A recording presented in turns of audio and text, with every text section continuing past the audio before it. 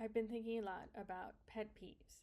And in the film world, there are a lot of things that can create little divisions between people or show somebody's lack of experience or education.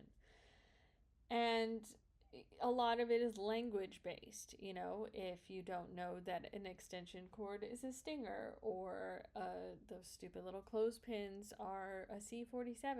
And there are a lot of different kind of vocabulary language things that get people to feel like they're part of the club, once you know what these phrases or terms are. And that kind of stuff doesn't bother me for some reason, just because, again, it's like once you learn it, you know it, and it'll forever be the same. But there are some things that like just become continually pervasive over and over and over again, even among people who really should know the difference. And those are the things that start to grate on my nerves and drive me crazy. And I'm curious to see what are those things that drive you crazy, your little pet peeves in the film world. And for some reason, I was thinking a lot about the difference between magic hour and golden hour. And so many people use those two phrases interchangeably, but they are two completely different looks and different times and require different production uh, schedules. I mean, they're both difficult because they're in very transitional times in daylight. But it's just really funny. It drives me how much it drives me crazy, because magic hour is when the sky is lit, but the sun is not above the horizon. So that can happen at dawn and that can happen at dusk. So either before the sun rises or after the sun has set, but before the sky is fully dark. And so it's an incredibly changing period of daylight, and it usually has this kind of blue tone to it. It's very soft, it's beautiful. And you see it in movies like Days of Heaven or The Revenant. And it's just a stunning look. And if you want to shoot at magic hour, you have to plan your production and rehearse and get everything ready so that in that very small window of time, an hour or so, you get the footage that you need. Golden hour is when the sun is low in the sky, so close to the horizon. So it could be just after sunrise or just before sunset. And it creates, as the name is inferred in the phrase, that golden quality of light in the footage. And again, you've got a small window of time, but you've got a little bit more latitude than what you have with magic hour. And it just drives me crazy when people use these two phrases interchangeably. Now, cinematographers often post this meme, and I've seen it happen in practice, where you've got all these different camera moves, and the client or somebody will call everything a pan. So it doesn't matter if you're panning left to right, which is the way that a pan is. They'll say pan up or, pan in. I mean, like, that's not a pan. A pan is a swivel move, left to right and right to left. And then a tilt is a pivot move up and down. And then you have your zoom, which is, again, as kind of a static move, magnifying your image. And those are different moves from like a tracking shot, where you'll be physically moving the camera with the subject left to right or right to left, or a dolly in or out, where again you're physically moving the camera, or a boom up or down. So it's not a pan. It's not all a pan, but so many people will just lump it up into one move because I can only remember that one term. Another pet peeve I have has to do with screenwriting.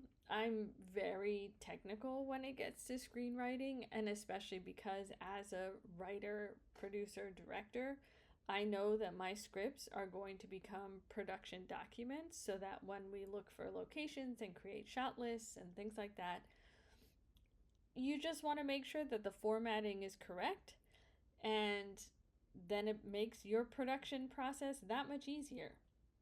So the slug lines drive me crazy because people won't have their locations listed properly.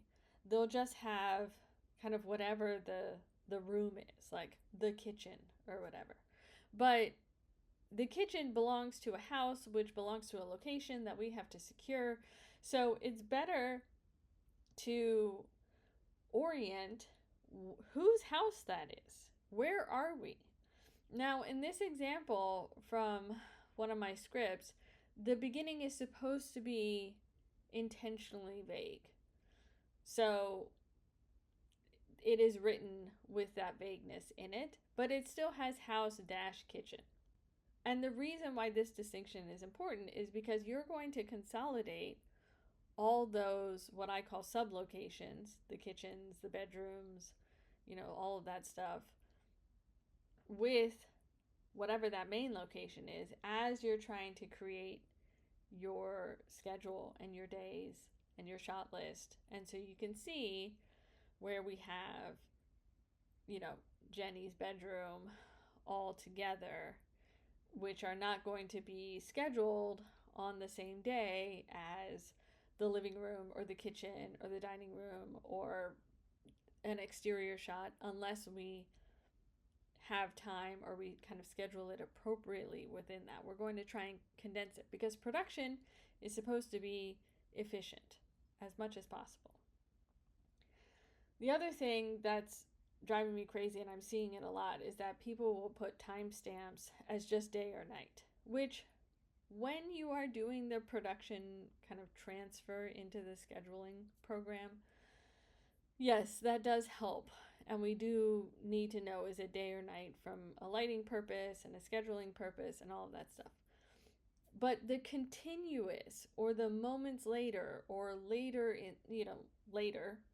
in the day, those are all really important to know in terms of story continuity and making sure that we don't end up putting our character in the same wardrobe when it's actually a different day, or putting them in a different wardrobe when it's actually the same day. So that continuity stuff is so important. And so I really think it's important to keep the continuous, the moments later, the later as your timestamps, and really just change it day or night if it's a completely different day. So if you're going from day to night, it's still later, but you can put in the stage directions that night has fallen. And so we know that from a lighting standpoint, we're going to need to prepare for a night scene so that when we put it in our scheduling software, we're scheduling for a night shoot as opposed to a day shoot. But from a reading and a comprehension standpoint and planning for the production design, we still need to know, are these connected from a story time standpoint? The other thing from a writing standpoint that drives me crazy is when people put a beat. Like, what happens in this beat? Do people just freeze? It's like somebody says something and it's like a beat. What is this beat? I hate it. I hate it so much. And I mean, there are like Oscar-winning screenwriters who use a beat all the time, and it was more common in the past. But I challenge every writer to actually write out what is happening in that pause. Like, do I take a sip of coffee? Am I fiddling with my jacket? Do I look out the window? Do I take a breath? What is happening in this beat that gives the space you need to carry on the scene or to shift whatever's going on in the scene? So writing a beat is like the laziest kind of writing, in my opinion, and again, a pet peeve. And finally, another pet peeve I have, which is something I have to, we have to deal with. I have to get over it. Um, but because production is all about efficiency, I want people on my set to be working, to be having a position. So having a producer on set who is only a producer and they're just sitting around and watching, again, they have done many things. They have secured financing, they've helped plan this whole thing. They deserve a spot, to be on set if they want to be on set and watch it. But I want to make sure that they're not interfering with getting the work done that we need, that they've planned for, that they've paid for. So, in my mind, the best things are for producers to be quiet and observational and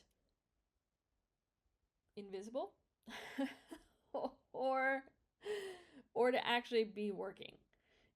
Like, are they the production manager? Are they actually doing work? Are they, functioning? And especially on an indie set when people are wearing multiple hats, this is much easier. If you're also the key grip, and you're also the gaffer, you're also the DP, or whatever. But again, and I say this as as a producer, and even though my last week's video was my ode to producers, producers on set can create disruption. And sometimes they just come in for an hour, oversee things, shake some hands, pat backs, feel like they get a sense of what's going on, and then they leave. And that's fine too, but that's also quite disruptive because you kind of have to like put on a show. And so I want to make sure that my sets are efficient and productive and are running well. And you just want to make sure that if you're going to invite some kind of element like producers, executive producers, people who are kind of coming just to kind of see and get a feel for the experience but aren't actually working on set, that you've planned that into your production and you have kind of a lighter production day so you can kind of accommodate any disruption in that. But again, love my producers. Thank you for everything that you do. But so anyways, curious to see what pet peeves you have on set.